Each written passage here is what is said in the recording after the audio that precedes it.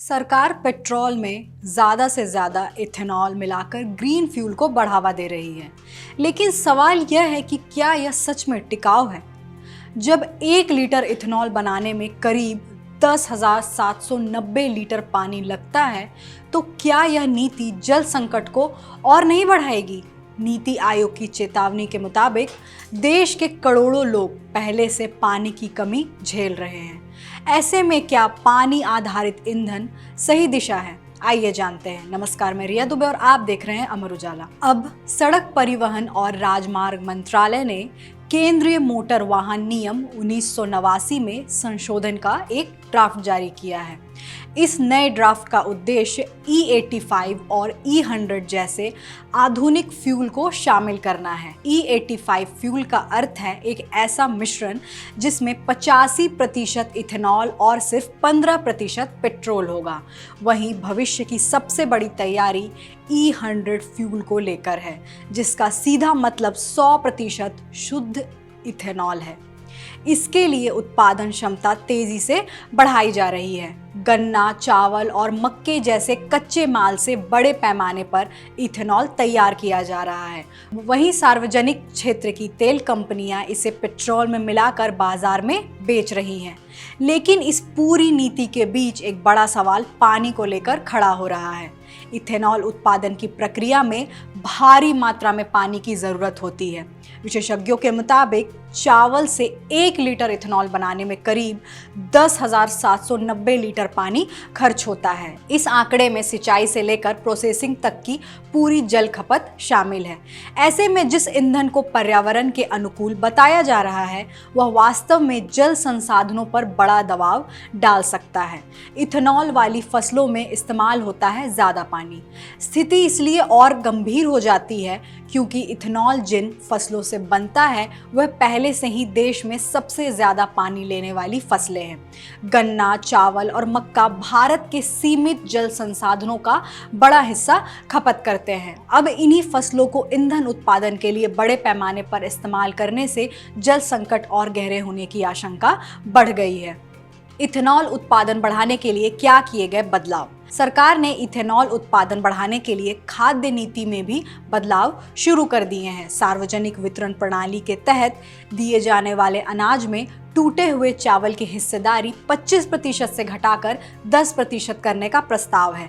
इस कदम से हर साल लगभग 90 लाख टन टूटे हुए चावल इथेनॉल उत्पादन के लिए उपलब्ध हो सकेंगे।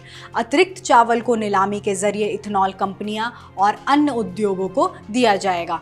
आगे की योजना में भारतीय खाद्य निगम FCI के स्टॉक से साबुत चावल की सप्लाई बंद कर टूटे हुए चावल को स्थायी कच्चा माल बनाने पर जोर दिया जा रहा है, ताकि इथेनॉल उद्योग को साल भर आपूर्ति मिलती रहे। कितने करोड़ लीटर पहुंची उत्पादन क्षमता? इथेनॉल उत्पादन क्षमता में भी तेजी से वृद्धि हुई है। जहां 2013-14 में उत्पादन क्षमता करीब 420 करोड़ लीटर थी, वहीं अब यह बढ़कर लगभग 2000 करोड़ लीटर तक पहुंच गई है। मौजूदा समय में करीब 40% इथेनॉल अनाज आधारित स्रोतों, खासकर मक्का से तैयार किया जा रहा है। सरकार मक्का उत्पादन बढ़ाने के लिए नई किस्मों और क्लस्टर आधारित खेती को भी बढ़ावा दे रही है। क्या कहती है नीति आयोग की रिपोर्ट? वहीं नीति आयोग की 2019 की समग्र जल प्रबंधन सूचकांक रिपोर्ट देश में जल संकट की गंभीर तस्वीर पेश करती है। रिपोर्ट के मुताबिक 2030 तक भारत की शहरी आबादी 60 करोड़ तक पहुंच जाएगी और घरेलू पानी की मांग दोगुनी हो सकती है। अनुमान है कि उस समय पानी की मांग और आपूर्ति के बीच लगभग 50 बिलियन क्यूबिक मीटर का अंतर होगा। भारत के 12 प्रमुख नदी बेसिनों में करीब 82 करोड़ लोग उच्च से अत्यधिक जल संकट की स्थिति में जी रहे हैं। दुनिया के सबसे ज्यादा जल संकट झेल रहे 20 बड़े शहरों में से 5 भारत में हैं और कई शहरों में अभी भी 24 घंटे पानी की आपूर्ति उपलब्ध नहीं है। केवल 35% शहरी घरों में पाइप से पानी की सुविधा है, जबकि बाकी लोग ट्यूबवेल, सार्वजनिक नलों या अन्य स्रोतों पर निर्भर हैं। देश में जल संकट की क्या स्थिति? रिपोर्ट के अनुसार देश के कई राज्य ऐसे हैं जहां पानी का इस्तेमाल उपलब्ध संसाधनों के मुकाबले बहुत ज़्यादा हो चुका है।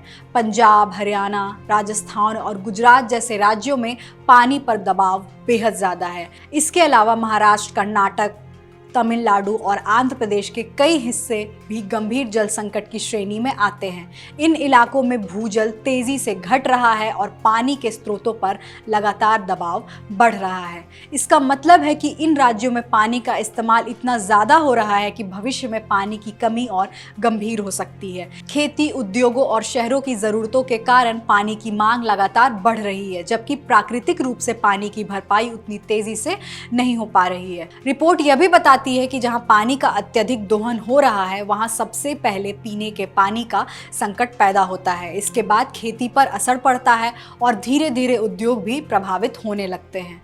जल संकट के बीच इथेनॉल ब्लेंडिंग नीति। रिपोर्ट यह भी चेतावनी देती है कि आने वाले समय में पानी की कमी के कारण शहरों में जीवन स्तर प्रभावित हो सकता है। उद्योगों को अपने संचालन स्थल बदलने पड़ सकते हैं और राज्यों को पानी की राशनिंग तक करनी पड़ सकती है। बढ़ती आबादी और कमजोर जल ढांचे के बीच यह संकट और गहराने की आशंका है। ऐसे में इथेनॉल ब्लेंडिंग नीति और जल संकट के बीच सीधा टकराव दिखाई देने लगा है। एक तरफ सरकार इसे ग्रीन फ्यूल और आत्मनिर्भरता का रास्ता बता रही है, वहीं दूसरी तरफ विशेषज्ञ इसे पानी आधारित और दीर्घकाल में अस्थिर मॉडल मान रहे हैं। यह बहस अब केवल खाद्य बनाम ईंधन तक सीमित नहीं रही, बल्कि पानी बनाम ईंधन का रूप लेती जा रही है। सरकार का तर्क है कि इथेनॉल ब्लेंडिंग से तेल आयात कम होगा, विदेशी मुद्रा की बचत होगी, किसानों को फायदा मिलेगा और कार्बन उत्सर्जन घटेगा। सरकार भविष्य में ज्यादा ब्लेंडिंग, डीजल में इथेनॉल मिलाने और फ्लेक्स फ्यूल वाहनों को बढ़ावा देने पर भी विचार कर रही है।